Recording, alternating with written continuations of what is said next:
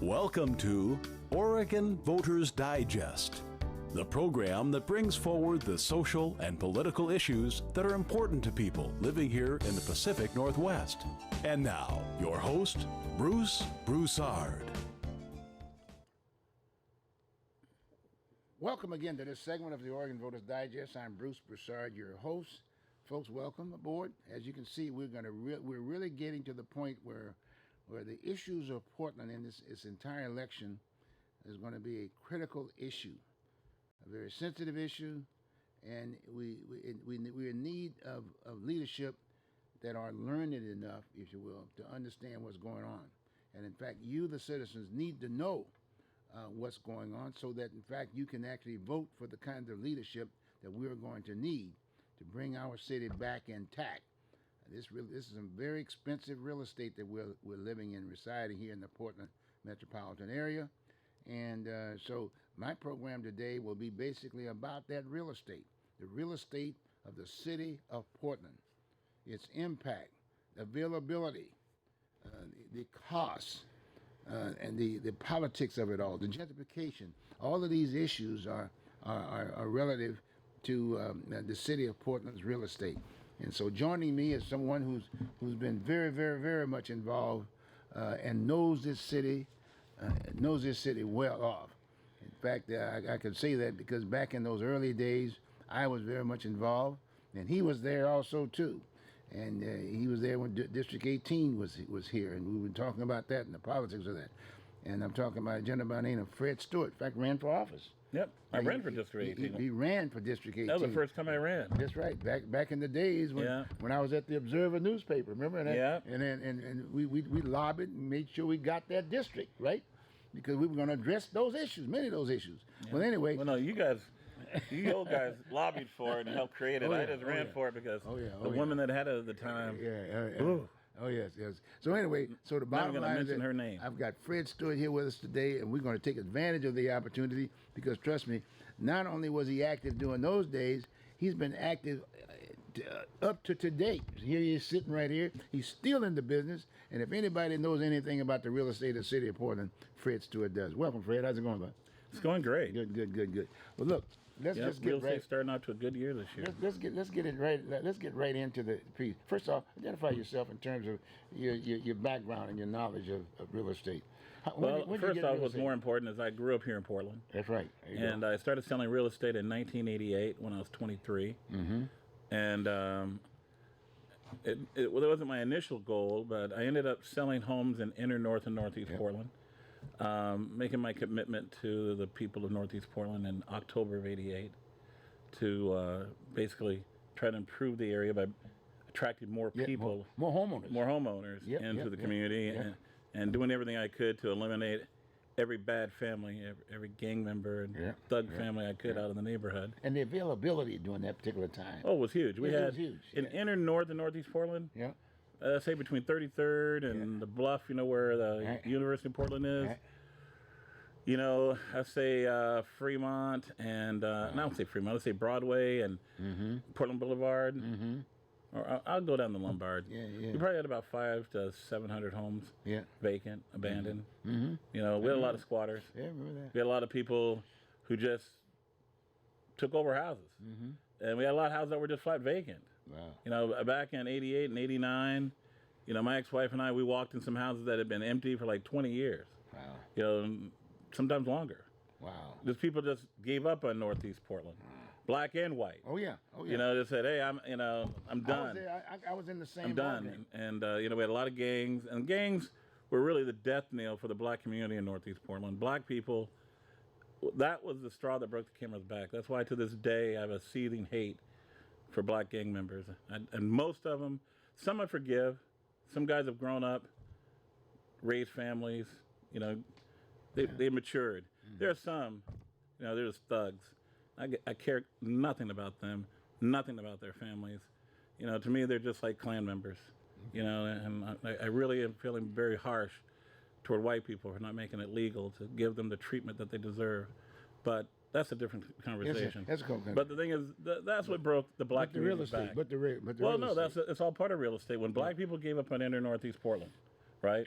But they left.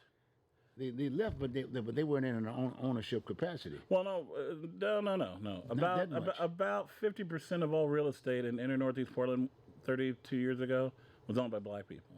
At least 50%. Yeah. Well, you got to remember, we had white flight that started just after Vanport, when the city council allowed black people to move north of Fremont. Okay. Up until the Vanport, black people weren't allowed north of Fremont. Okay. When black people were allowed to move north of Fremont, white flight started. White people weren't buying into Northeast Portland like they were before. And a lot of times, the only people you could sell to, if you were white and you wanted to leave, were who? Black people. Yep. Black people, unless they had a GI loan, GI benefit, most black people could not get a mortgage from a bank. What Plummer Realtor involved during that time? Well, yeah, but what Plummer did was Herman Plummer got together with some investors, mostly white.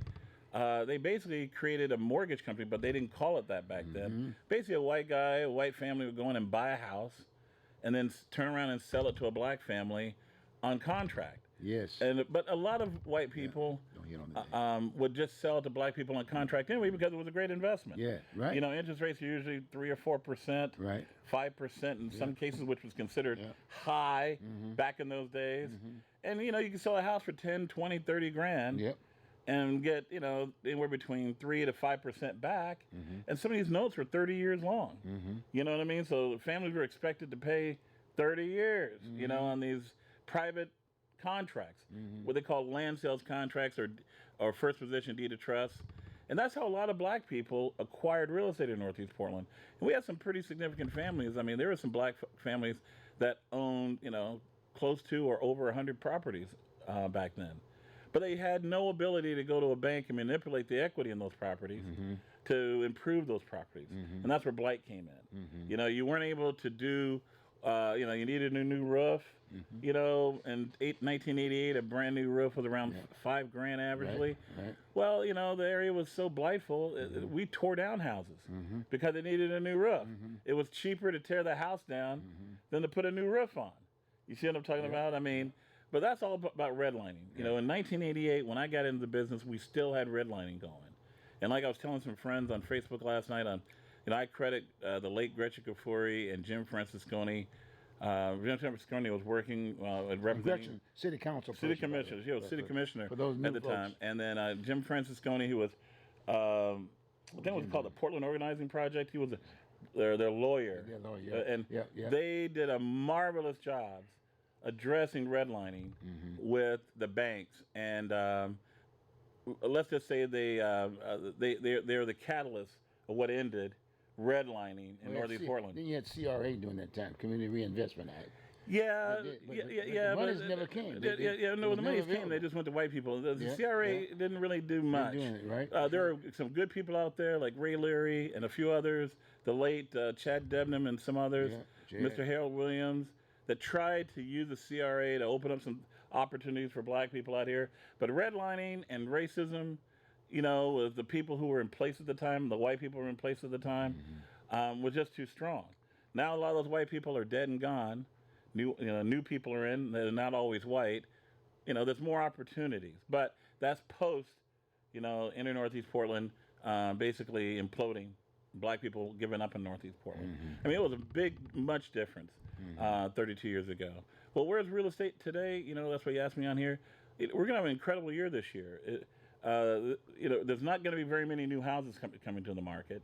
Not very many. We're going to see a lot more condos hit the market this year. And we're going to see the top end a little bit soft. And that's one of the reasons why we're not seeing new houses. It's very expensive to build a home in Portland. Very expensive. The city of Portland has made sure that it's expensive to build. And because of that, we're going to see probably the fewest. Why is that so? What do you mean? You're talking about permits? You're talking about what? Oh, permits, the process, how you get information, what they're willing to build, the planning commission that they've got. I thought it improved. No, it hasn't improved. No, it hasn't improved. Unfortunately, we live in a city where we're either going to have to, we got a great opportunity. We got to vote for better people. I mean, we got 4 seats up for city council right now. We're going to have to be very cognizant of who we vote for to make sure we get better leadership. Because what happens is the city council sets the tone. That's right. They're the ones that hire the bureaucrats and manage the bureaucrats. And, whether or not we've got good bureaucrats or bad bureaucrats comes down to whether or not we got good city commissioners or bad ones. We've had generally bad ones now for the last 20 years, generally. Not all of them, but general. Of course, Chloe Daly is one of the worst. I mean, Chloe Daly, I'm not saying this because, I ran against her and she won, and that's fine. She won fair and square. But, I mean, Chloe Daly is probably the worst city commissioner we've had since Bob Koch. It's got to be the worst. And, she's probably done more to damage poor people, and especially black people, than any city commissioner in the last 50 years. Why do you think that's so? Was she and her chief of staff and a few other people there are wealth haters. Okay. And they hate people who, are successful when it comes to like real estate and finance and other things like that. I mean, her chief of staff guy, lives in a house that's probably worth about $1 million in the Elliott neighborhood, and you never hear him complaining about that. You know what I mean? He hasn't converted his house into a flop house, so poor people and and stuff like that, and single mothers can have a place to stay. Yeah. You haven't heard of him doing that. But the point is, what they've done is they've set up a situation where builders have left the business. Investors are not investing in a lot of single-family projects. I mean, there's some exceptions, like in the not Ladd's Addition area, but the Lentz area. But even there, they're not doing that much. You know what I mean? There's a lot more people who are just buying real estate and holding, waiting for this bad storm to pass, hoping things open up in the future. But there's really not a lot of building going on, not like a city this size needs. So therefore, you're going to see rents continue to go up a little bit more. You're going to continue to see a fight for size. I mean, right now what's going on in the city when it comes to rentals is a fight for space. You know what I mean? Space is so expensive. You got a lot of families out there that need a decent-sized house. Well, to get a 4-bedroom home. Let's say you need a 4-bedroom, and we got plenty of 4-bedroom homes out there. Even a big 3-bedroom. Say you need size because you got 3 or 4 kids, or you got a grandmother or a grandfather or an aunt or auntie. Aunt or uncle that live with you.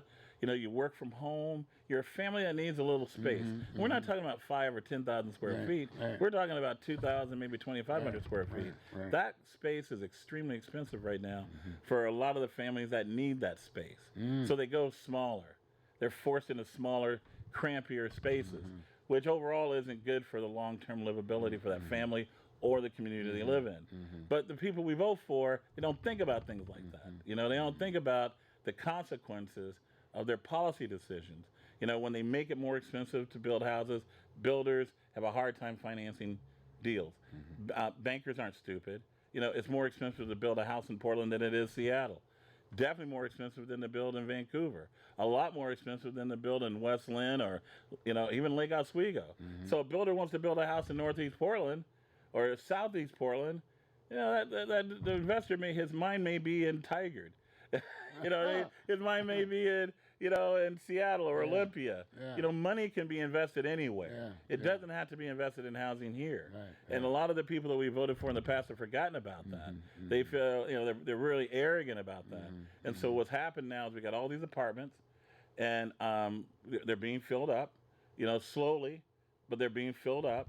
And when the crash comes is when they're all filled up, probably late 2021, something like that. The crash comes when that happens. We don't have a lot of single families available. It's going to be even worse than it is today. We're going to see a lot more people either leaving the city or staying on our streets, living in their cars. And that's what the city council for the last 20 years have set up for us. I think there's a great opportunity to make a lot of changes. That's why new city commissioners is good.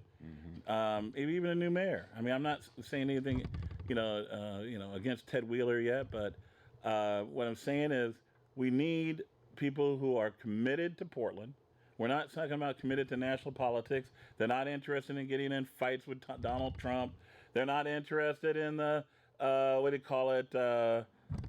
illegal immigrant crisis or anything like that. They're focused on the people of Portland, focused on the future of Portland, period. You know what I mean? Period. And we haven't had that. It's been a long time. It's been a long time since we've had that. And, that's what I'm going to be looking for in whoever I vote for for city council or mayor Well, is let's talk about that leadership piece for a moment. I still really want us to spend a little bit more time on the whole issue of the real estate piece aspect of it. But you've hit a chord there because leadership is going to be key.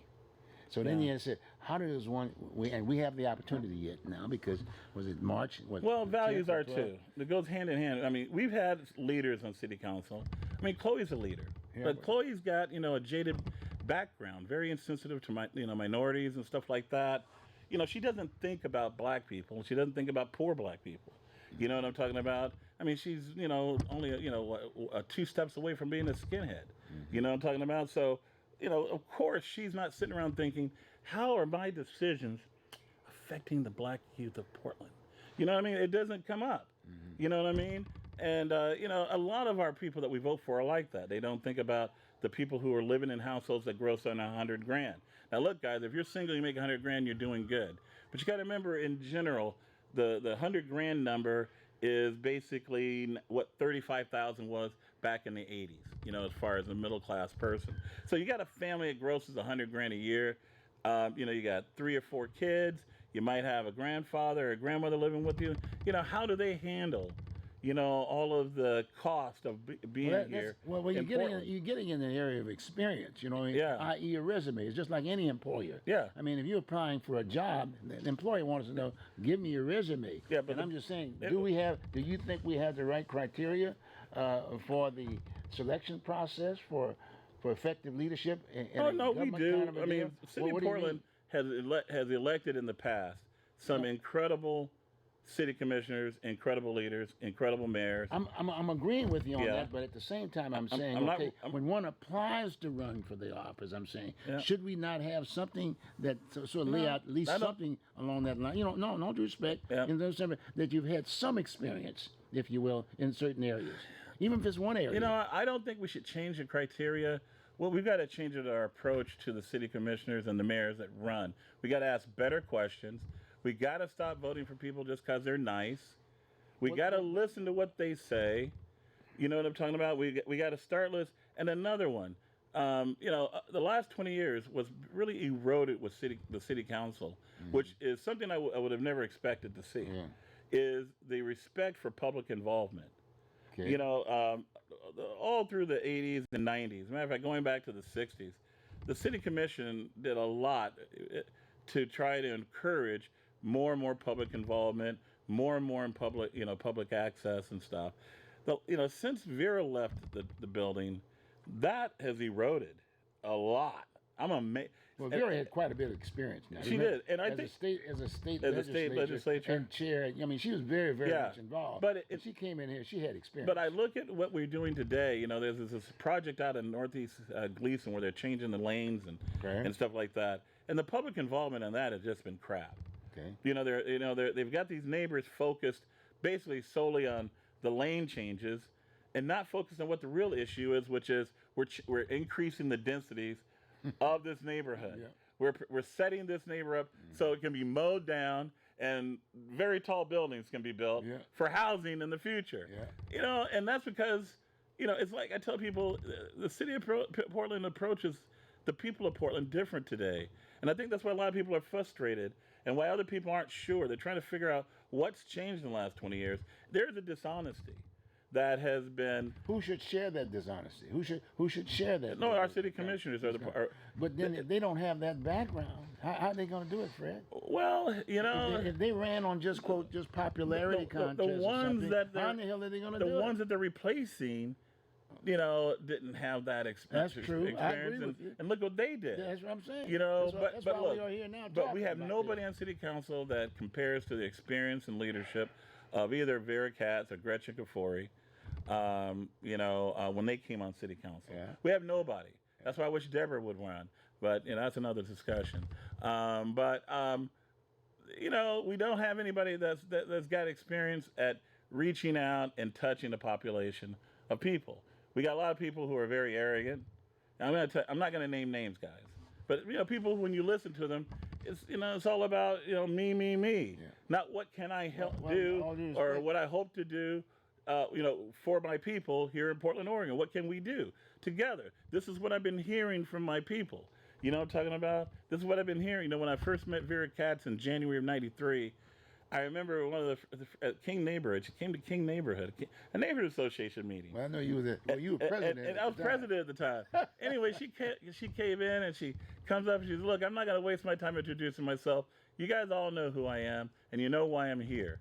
What I want to know from this meeting that we've got here, from these 15 minutes that Mr. Stewart, you know, is giving me here, she goes, I want to know, what do you think about your city? What do you want to know about your city? Yeah. What do you want to see happen in your city?" Yeah. And then she sat her ass down. You know, she was a candidate. And she listened to people for about 10 minutes. She did. And then she got up and spent 5 minutes letting people know what she hoped to bring to the city as mayor of Portland.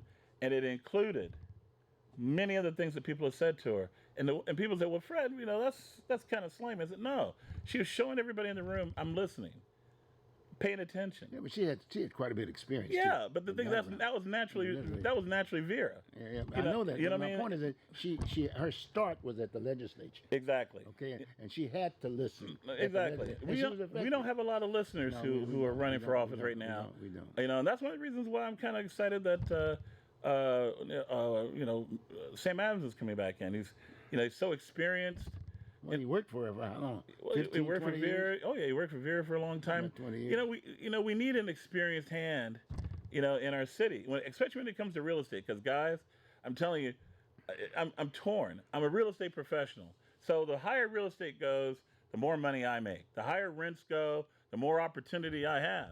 So on one hand, I mean, this is like awesome. You know what I mean? I was like, I definitely got in the right job. But on the other hand, you know, the part of me that's the Portland boy, the guy that grew up here, the guy who's got friends that I still talk to every week, that I went to middle school with, you know, back in 1976. You know what I'm talking about? And listening to the struggles that they're going through and their kids are going through for housing and other things. There's a part of me there that, you know, I'm mad about the situation that their families are facing, because I know City's changing. You know where the monkey and the wrench is. You know what I'm talking about?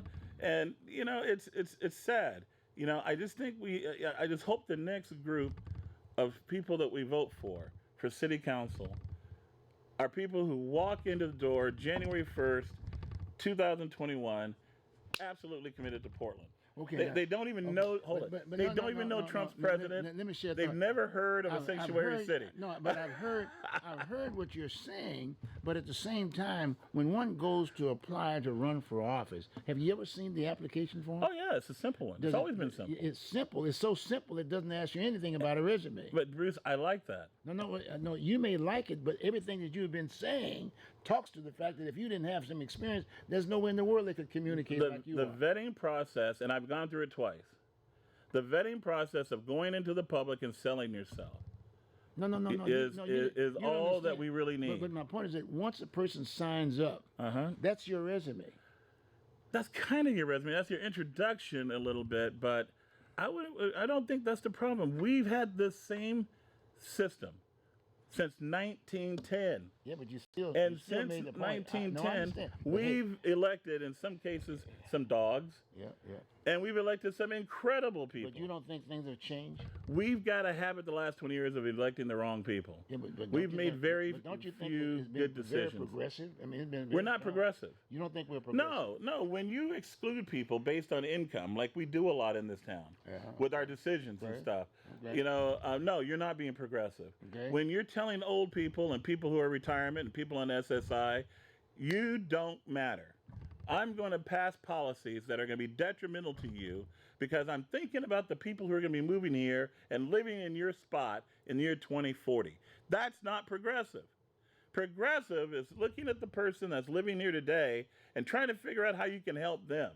Okay. That's progressive. So how do you That's get, old Portland stuff. How do you get that in regards to it as an entree? You know, how do you attract people? We've got. How do you attract people like that with the present process that we have. You can't get them. Look at what we got today. Well- now look at it right now. You looked at the list. Yeah. You looked at the list, and you look at the list, and I've been around too for a couple of days. Yeah, and a lot of those people I know of or know. Right. Yeah, and I'm sitting there saying, And there's some good opportunities there. I mean, I'm sitting up here saying, look, I'm running, right? Should I be running? I should be relaxed. I should be taking advantage of my time. But I'm Bruce, involved because I'm definitely considering running. Haven't made the decision Yeah, yet, but yeah, no, there's some good people running. I like the Carmen Rubio's running. I like the Sam Adams is running. There's a few other people, that are running that I'm happy, are throwing their hat in, and I hope they don't disappoint me. Talking about if they win, I hope they now don't. you mentioned two people. Yeah. Now, in terms of what we began the conversation talking about the real estate in the city of Portland, Oregon. Mm-hmm. Okay, of the two people that you're running that you identified, do you think they have your background? No, nobody does. Very few people have my background. What about just a you got to have some aspect of it. Yeah. And is there a process that gives them the opportunity to learn some of that? Well, no, it takes 30 years. Yeah, no. It takes 30 years, but Well, what I'm getting to, it's kind of like an orientation piece. Yeah. It would be interesting if there was something at the beginning, before even the run aspect, that would say, here are the main issues that are facing the city, blah, blah, blah, routine, and name them aspect of it, and then just orient. I think I understand where you're going to, my friend. One of the decisions that I got to make before I decide to run is a guy like me is best suited.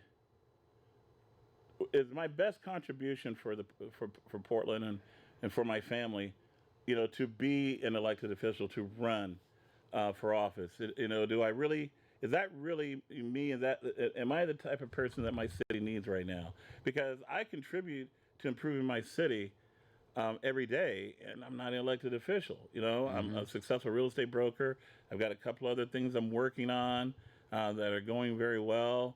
I got some things to figure out. Yeah. But where I'm at with the city right now with my friends, when people ask me to help them, figure out what to do with city council, I just tell them, I said, look, you got to pay closer attention. I got every faith in the people of Portland. We've made some screw ups the last 20 years. This has probably been the worst 20 years of city commissioner picking we've probably ever had in the city of the history of our city. We got some growing pains we're going through. We got some identity issues that we've got to work through. Well, now wait a minute. Wait a minute. The point I made, again, and as I'm interviewing, I know you. Uh-huh.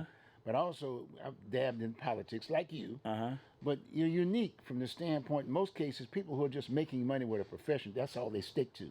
But you've dabbed in the politics too at the same time. No, I have. And you don't make money when you get in this arena as much as. No, you don't make as much when you go into politics. You don't. But my point, the needs now, especially city commissioners. But the needs now are to attract folks like yourself, and even like myself. I've been involved. Both of us have been involved aspect of it. But my point is that and I know. You don't make money on this end, but my point is that we got to attract more people like that. All I'm asking is this: have something in a resume that identified with some of the needs for solving the issues that are on the table. That's all I'm saying. And that's a fair point. But that a lot of that's. Thank you for your compliment. That's a lot that has to go through the election process. People presenting themselves. I think there's some people with some good resumes. Do they have the same skills that I've got? Probably not. I don't see anybody who knows as much about finance and real estate and urban planning and stuff like that as I do. There's nobody in there. But look, your profession. Does however, the city, the social side, the likes and dislikes, that doesn't bother you. You just you're looking at the bottom line. I mean, I've known you for as long as I've known you. I know you care for kids. Well, yeah. Understand what I'm saying? I know you can, because like myself, when I came here as a Marine recruiter, I selected to come and recruit here in this area to give that individual who's identified as a gang member, and give him an opportunity to get out of Dodge for a minute and clean up his records.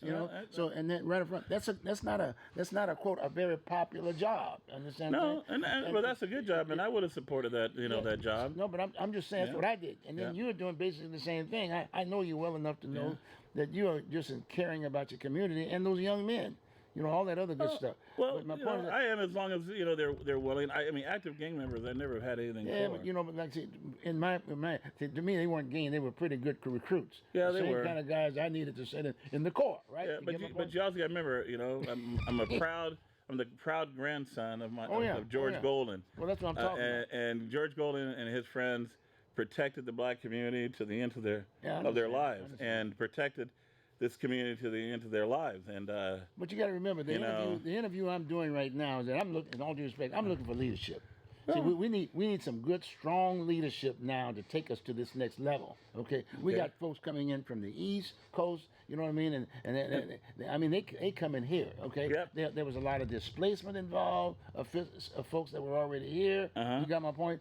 And so there's a lot of things happening, and so there's a need of someone. And because you're unique with regards to this, because you're in the real estate, they're looking for home ownership and this, that, and the other. Well- They came in and basically took advantage of a lot of the programs that a person could get to the table if you didn't have a job and own a home. okay, well, Bruce, this, All this this my stuff. friend. This my friend. Anybody seeing this out there? Feel free. Post on my Facebook. Post me a private message on Facebook. Call me. Let me know if you think a guy like me has anything to offer in city council. Well, you wouldn't be sitting here if I wouldn't be. I know you think. No, you wouldn't be sitting But here. I mean- I'm interviewing you in all due respect because I know for a fact you got a resume in an I area understand. that there's a But- need of, and I'm just saying I'd like to see more folks like yourself, and even But like I said, Bruce- I'm doing it. Then I could step aside. But right now I got to get at the table. But Bruce, like I said, I've been contributing to Northeast Portland, to Portland, Oregon, since 1988, almost every day of my life. and I'm a little longer than you were. I know. Okay, And okay, like now, I said, and even though, like I said, the only other job I ever want to have is either the job I got now, and I love doing what I do right now. Oh, you'll continue doing that. You know, anyway. or being on council. I mean, like I said, I don't necessarily, where my mind's at right now, I don't necessarily feel that the only place that I can contribute and make an impact, positive impact, is necessarily being on city council. It's not that I don't Well, want right the now, position or nothing. right now you're but- making a positive impact because, in all due respect, we're educating both the public Yeah. and those folks that are running for office. And that's the way I came on the show. I mean, I really want people this season. I'm not going to endorse anybody. I'm not endorsing anybody right now, and I'm not going to say other than Well, we're not Chloe talking- who shouldn't be there. But listen to the candidates.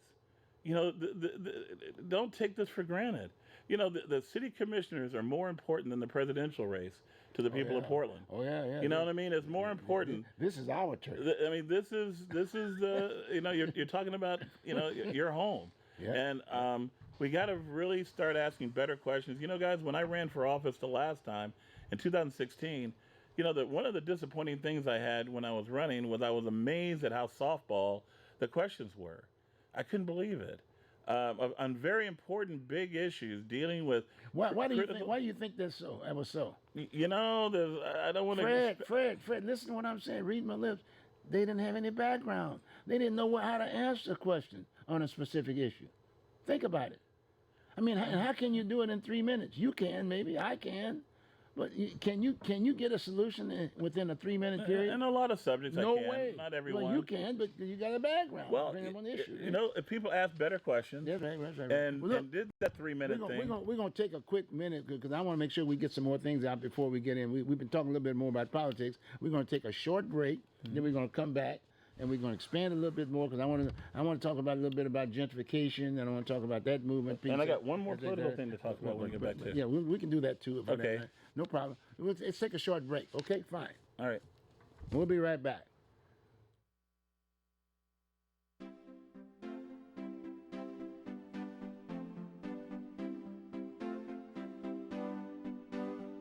You are watching Oregon Voters Digest. This program can be seen again on these channels on these dates and times. Tell a friend.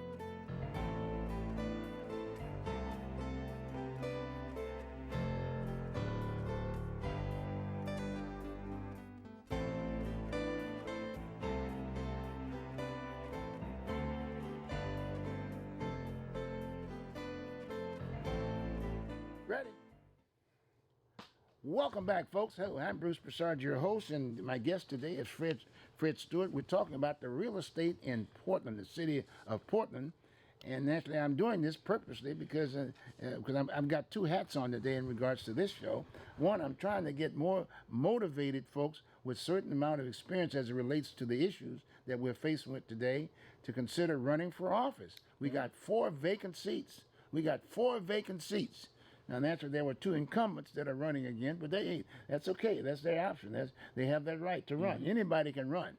But in all due respect, see, but what I'm pushing is the fact that I want you to have some experience. I want you to have something that contributes to the issues. Because when we talk about homelessness and things of that nature, the first thing that comes out of most people is housing. And they don't understand the definition of housing, in all due respect, see?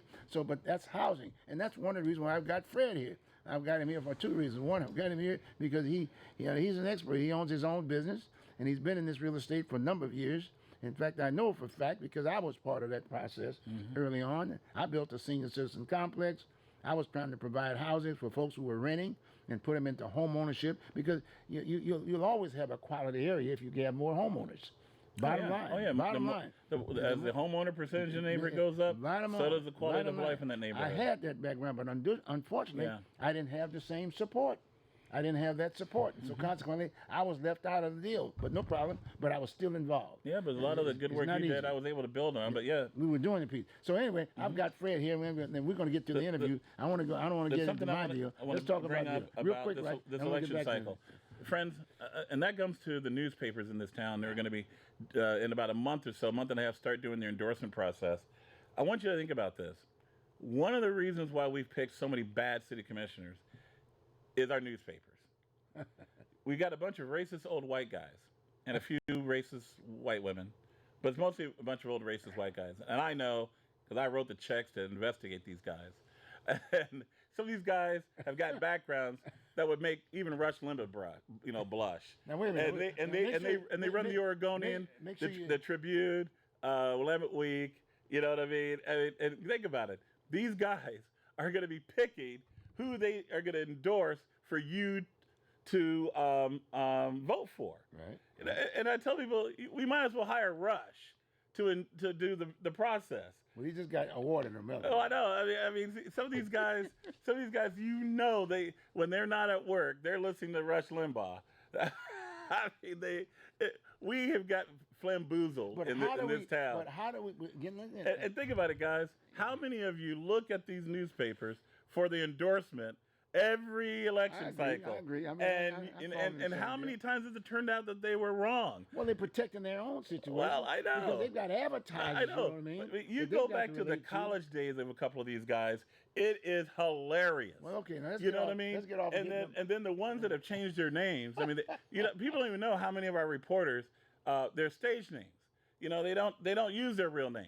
They're using a name so that when they leave Portland. Let's get at the personal piece now. Let's get back down to the meat of the matter here. Yeah. I agree with you about the fact that they're endorsing, but you remember now, they own the newspaper. Yeah, I'm not voting for anybody who gets an endorsement from the Oregonian, Willamette Week, or Tribune. I'm just not. I mean, even if I like them, I'm not voting for them. Wait a minute. Listen where I'm coming from now. I hear it. I've gone into the same situation. Yeah. As you know. If I run. As you know, when you if I run, you will not. You will not see me at any of those newspapers. Give me a moment. But as you know, when you get in there and those folks are interviewing you, you know for a fact they don't have the background. They're not even listening to what you're saying. Oh, my God. It's a sad note. What we need is an endorsement process for the newspaper people. Okay, but we got to remember this, though. You got to remember, they're in business. My point is that they're really responding to the advertisers. Because if the advertisers are not, they're out of business. Not really. They're out of business. No, those days have passed. What? No, not really. Not really. I mean, not really. No. But anyway. No, I mean, I was reading an email from one of our favorite newspaper reporters that he sent to someone, and it was hilarious. When he was talking about one of the candidates and how they decided to endorse this particular candidate the last cycle, 2018, and it was just hilarious. It was a joke. Well, that's a tough. I mean, and then when you read their endorsement, what they said in the email is completely different than what's in the paper. You know what I mean? And I'm like, I don't even know. I think that's part of our problem. we are not spending enough time in this day and how do age we solve it? That's what I'm of coming from. social media and websites and stuff like that. We're not spending enough time paying attention and asking questions and looking at other questions that other people are asking of the candidates. Yeah. I think a lot of us, we are really relying too much on reporters who lie to us all the time. And we really don't know. I mean, ask yourselves, guys, take your favorite reporter, any of them. I'm not going to mention any names. How much do you really know about them? Have you noticed how little our reporters share about their backgrounds? I mean, we may know, most of them, we don't even know what college they went to. They don't give us things so that you can do back traces, you know what I mean, to learn what kind of human beings they are. Well, they have supervisors, right? No, but I'm just saying, you could have David Duke's best buddy, you know what I'm talking about? He was sitting on the board of the Oregonian, and you wouldn't even know. Well, I know it, and I know that hits you hard from that. I got a little history. I do know some history about your position and how. No, that's what started it. And no. Hey guys, The reason why what he's talking about is in 2016. That one. Yeah, there were others too. No, but I started investigating these guys. I mean, I'm a real estate broker. I'm a black man with a little bit of coin, and I mean, I wanted to know where these guys lived. I wanted to know what colleges they went through, the women they dated. I wanted to know about them. You know what I mean? Because I was so mad. You know what I mean? And your first thought is to take a baseball bat and go over just. Well, all right, now. All but right, hold it. But then you go, calmer heads, Brooke Dunn, and you go, what do you really have here? So I spent the money to find out who are these people. Yeah. Some of these guys I knew for 20 years and understood that I knew nothing about them. Well, you knew nothing about them whatsoever. Will you share that at another time? There's some people that work with me to basically kind of write a book. We haven't decided exactly what we're going to do with it. You have the information. We got the information. I paid for it. I have people. Okay. But the point is, what that taught me is we get a lot of information from people that we really don't know the background of. We really don't know who they are. I'm agreeing with you. And they have value systems that are oftentimes you got the information so far vastly different from ours. You made your point. Okay. Now we'll do a show. We'll do an hour show. Will you bring the information? Yeah. Okay, good. We'll do another show on that. And I think it's a very important piece. We need to do it now. Talk about college years. Clear it out. Okay, good. Now let's get back to on this real estate in Portland, Oregon. And I would like for you to share your feelings about this. We keep talking about housing for the homeless. Are we actually building, no, physically building housing for the homeless? No, what we're doing right now. What we're in a phase right now is we are projecting, making it harder and harder for more people to keep housing. So we're going to see the housing crisis continue to increase in our market, just even for the people who are already here. Okay. It's because there's going to housing for the homeless are at the bottom. It's really not going to hit us until probably toward the end of 2021. We've got a lot of apartments still available in this town. Okay. Not as many as we had, a year ago, but we still have a lot. You say 2021. Toward the end of 2021, early 22. But what about the homeless? Well, no, because the taxpayers. That's what I'm trying to explain. We're going to see more homeless. We're going to see more people either leave Portland or hit the streets. Okay. Now, the people at the very bottom of the economic scale, right. The people who've got challenges like drug issues and stuff like that, we're going to see them hit the street because they can't afford to leave town. That's the definition. You understand what I'm talking about? Yeah. And we're going to see some people who are the working poor who are just going to be living in, RVs or living in their, SUVs and stuff like that. How about the folks on the streets? Or couch surfing? What about the street, the tents and things of that? Well, yeah, those are the people at the bottom of the economic scale for one reason or another. And you see no housing. A lot of them are retired. Okay, no housing. No, we're not even close to building housing for them. Okay. And the thing is, even if we so what do we do with those people, Fred? Just a second, Bruce. And even the housing that we've got scheduled to build for them, we're not even coming close to building enough. Yeah, and we're not doing it fast enough. But the bottom line is that those same people who are in leadership roles are asking the taxpayers and selling the housing piece on the monies for those at the bottom of the rung. What those people are leaving out is a partnership with the private sector. See, that's the problem we got. What was that again? The partnership with the private sector. What does that mean? That means they should be crafting their plan on developing more housing by opening up more capital to help private sector developers to build more housing at a more affordable rate. Yeah, but my point is that the taxpayer, the folks that this homeless situation is impacting, Bruce, are being told that those folks that are, excuse the French, crapping on their yards. Yeah. But Bruce, what I'm trying to say is, and all this other good stuff. a lot of the people we vote for right now, the people who got all these housing proposals Right. and bond measures and stuff, Right. they're bringing the most expensive per square foot housing developments to market. So what a private sector developer builds between $150 to $200 a foot Right. on a multi-family building, Right. they're going to spend $350 to $500. So it limits how much housing they're going to actually provide for the city. Okay. What they should be thinking about is how can we leverage this public money so that we can manage it in a way in which more private sector and public sector housing is developed. Okay. We don't have that. You know what I mean? That's not even in part of the discussion. But you understand what I'm saying? Yeah, right But now. They keep telling the And the thing is, taxpayer- we're not building housing fast enough to meet the demand of the people who can afford it. Okay. And as we're meeting that demand, and Okay. we're not meeting it, Okay. but as that demand is being, afforded, it's pushing the lower, let's say, Even 30% of the population, economic population, okay. closer to the edge. Right, right, You right, understand? right, At varying degrees. Right. So people who are retired, people who got challenges like drug issues, people who are handicapped. You understand? There's no housing for these folks. Yeah. I mean, they are literally being cast out into the wilderness. Okay. And where are they going? They're going to the streets if they can't find a way to leave Portland. Okay. So then what about the outlying cities? And the only way they can What find a about way the to leave outlying Portland cities? comes down usually to their families that they're Okay. in. What about the outlying cities? What are they doing for the situation? Well, they're experiencing, some of the Similar, blowback right. from, what Portland's going on, but Portland's a critical mass. Yes, it is. So They don't have the answer. the issue is not just building housing, but how much is being built. And, if you notice, none of the people we vote for are talking about that. How much housing do we really need to build? I mean, they throw all these numbers, 100 million, 200 million, 300 million in these new taxes they want. Yeah. But they're not promising how many housing units they're going to bring. Right now we are about 30 to 35,000 units below where we need to be on a city our size. If we had another 30,000 units, we probably wouldn't have any homeless at all. We probably wouldn't have any homeless at all in Portland. Certainly if we had 50,000 units, we wouldn't have. Low end? No, just more units. It doesn't matter. If we built 50,000, $400,000 homes, I mean, that you we got to would be- have but you- no homeless people right now. But there's a cost to moving in, right? Well, yeah, the cost of moving in is what's keeping a lot of the working poor from, that's why they're living in their cars around Laurelhurst and over there by, Revolutionary Hall and then Walmart parking lots and stuff like that. Is affording the first and last month's rent and security deposit because rents are so high now. You want to rent a house for $3,000 a month. Gee whiz, that's $12,000 you got to pay. $12,000, that's almost a down payment on a $400,000 duplex.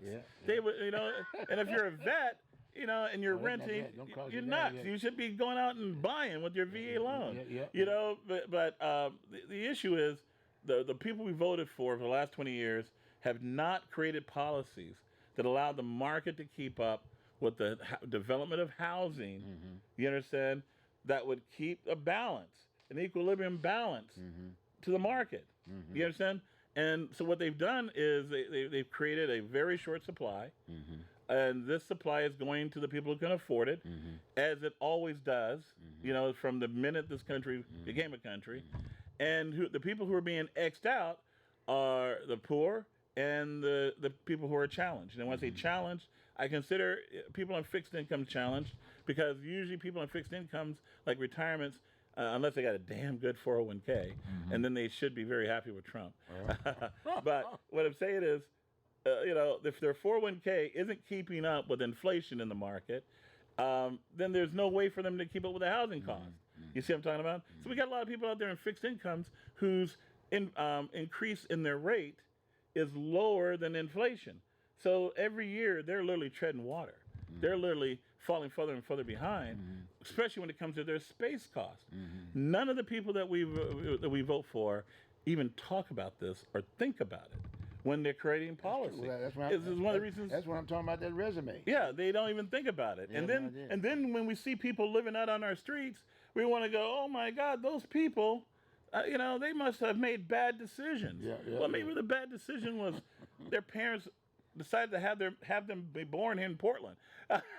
You know what I mean? They grew up here in Portland. They've been working for years in Portland. They've been living and renting for years in Portland. And people don't ask themselves, how come it's just been the last 10 years these people can't afford to live here? Yeah.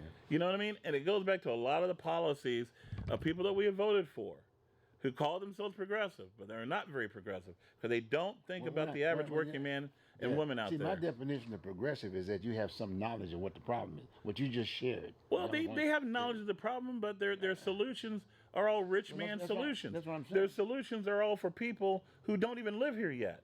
They're looking at people who are not even close to moving to Portland yet because they're not expected to be here for another 10 or 20 years. But what about the leaders that are putting these large bond measures out there, not knowing what you just said? Do they know that? So we have a problem with the folks that are elected. Well, that's why I wish our city council members would think about us. That's why it's very important to pick people that think about the average working man and woman. Mm-hmm. Because we do need, when these school bond measures come up, we do need somebody from city council explaining to the people of Portland what these bonds mean.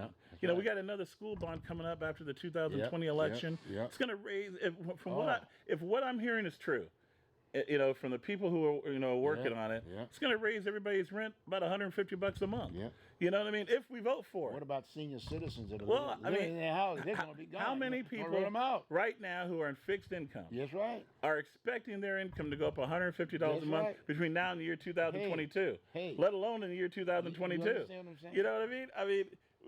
And these are no one talks about it. And nobody talks about it like nobody that. Talks about the last two bond measures added $250 to $300 a month to everybody's rent. Yeah. Now, people who own homes like you and I do, we just pass that on to Uncle Sam. As our property taxes. Okay, we pass that on. But if you're a renter, it goes right to your bottom line. It's a snatch from your income. You pay it or you get the hell out of the house. You know what I'm talking about? And, the thing is, the people that we vote for, they don't even think about that. You know what I mean? Now, granted, we may need the money. I'm not saying that we don't need to invest in our schools. But, I wish we would vote for people who are creative enough to figure out a way to bring things like that to bear, at the same time, not throw the baby out with the bathwater. Why do you want to kick out all the poor people or all the people who are on fixed incomes or all the people who are on fixed incomes because they're disabled? You understand? Why do you want to kick them out of Lentz? Why do you want to kick them out of Portland? You know what I'm talking about? So that you can have, a beautiful school at Franklin High School. Is Franklin High School worth it? I mean, I like what they do at Franklin High School, but if people would connect the correlation with the last two school bond measures, and all of a sudden Lentz, Felony Flats, becoming, the cat's meow, and how many people who could afford to live in Lentz 10 years ago are now living in our parks, I mean, in all due respect, I've got a granddaughter that goes to one of the North School, Peninsula. Peninsula, yeah. And I tell you, that building needs to be torn down. Yeah. They're still drinking bad water. It would be cheaper. The whole 9 yards. They probably want to spend 3 times what it costs to build a new one to repair it. Exactly. It would be better to just tear down that school and build a new one. It would be cheaper. That's right. The bond measure wouldn't need to be as big. That's right. You know what I'm talking about? And the impact on the community would be lower. But no, we don't vote for people like that. We're going to vote for people who are going to say, we're going to spend $150 million to remodel this thing. Right, we got about 5 minutes left, and like I said, that's why we're doing this piece, because we're going to try to. In all due respect, I want to impact the folks who are running for office. I'm not saying not to run. Yeah. I'm just saying you got to understand. You got to get this information. They got to get this information. Well, I encourage, and the media needs to get through it. And then we want to have that show. Yeah, because we want to make sure we can educate. Hopefully, we can. The day I do that show, we're gonna have a ball. We're gonna have a ball. Talk about old boyfriends and girlfriends of these jokers. Oh my God. Oh my God. It will be fun, and I'll start dropping some of their real names. But I like that part. But guys, what I want to share with you. Can you give me a sample? Nah. Give me something that kind of gets me going on this. Nah, Come on now, give me one. nah. I'm not going to give these racist white Well, pukes I'll ask you. one little inch of understanding how much I know about them just yet. I've given them enough. I'm gonna drop a name real quick, like on you. What about Bernie's closing his paper? He's giving up his newspaper. Well, he's an old man. The Observer. And he has nobody. The Scanner. Yeah. What about his son? What about his brother? No, that's too much hard work. That's too much. That's too much hard work. No, friends, really. Like I'm not endorsing anybody. I mean, vote for whoever you feel. Well, you're gonna run. Wait a minute. What you talking about? I'm not talking for about the these city. other folks. No, I'm doing that part. I know. When are you gonna run? What day? When are you gonna I haven't file? decided, Bruce. When are you filing? Bruce, I have not decided yet. When are you filing? I am thinking about it. You're And anybody thinking. wants to talk to me about it, But feel if you're free. thinking about it, that means you're ready to sign Bruce? here. Sign here on this line. I'll take it over there. And sign it for you. I love your support, give Bruce. you power of attorney. Will you give me power of attorney? Give me power of attorney. I'll help you out on this deal. I don't know, Bruce. It might be better for the city for a guy like me. No, you're doing a good job. We'll see. No, we're gonna do a good job. We'll see. And I'm going to talk to you about it. You're always in the Well, you loop. got to interview me yet. You Yeah. still got to interview me. And I'm being very honest. Yeah. Anybody that's running for office, if you filed to run for office, you can come on this show anytime, whatever. Yep. Don't do respect. That would be good, Bruce. Please come right here, and I'll even help you, if you will, in many ways from the standpoint of telling you what are some of the issues. Right up front with you. Yeah. So it's just not it's a fact. I'm at my point in life. I want to make sure I'm able to walk downtown. No, Bruce, that'd be and very do good of things you to that help these nature. people. I want to help them. Get some exposure, allow the people of Portland to learn about them. Exactly. That's what I want to should.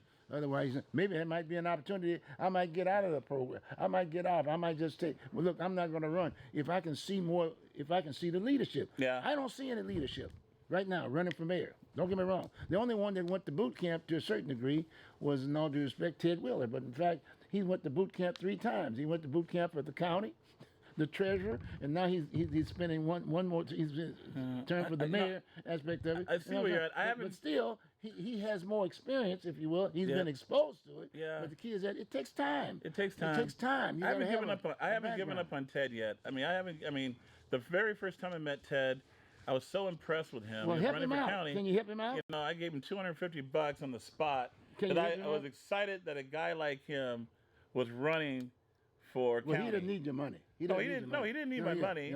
But he was there with a fundraiser. Yeah, but he didn't need your money. I know, but he was there for a fundraiser. Well, you can maybe get on his staff or something, but he won't hire you. He won't do it. But anyway. No, I'm too much of a bull. I mean, there is no way a white guy with Ted would have a black guy like me. He doesn't have a black friend like me. Well, like I said, he didn't even return my call. White guys like that don't make friends with black guys like me. Fred, they just don't. And look at me, and you can tell him this. Yeah. Ted, why don't you come on to the show here, and let's sit down and talk and educate these people about what the issues are in the city of Portland. Yeah. That's fair? Yeah. Yeah, you see what I'm saying? Yeah. Why not do it? Right? You got me? Yeah. Well, look, this has been great. Fantastic. Now, so I take it the next time around, you're going to bring me that information, and we're going to do that show. Yes, I will. Okay? Well, all right, Fred. Thank you very much, buddy.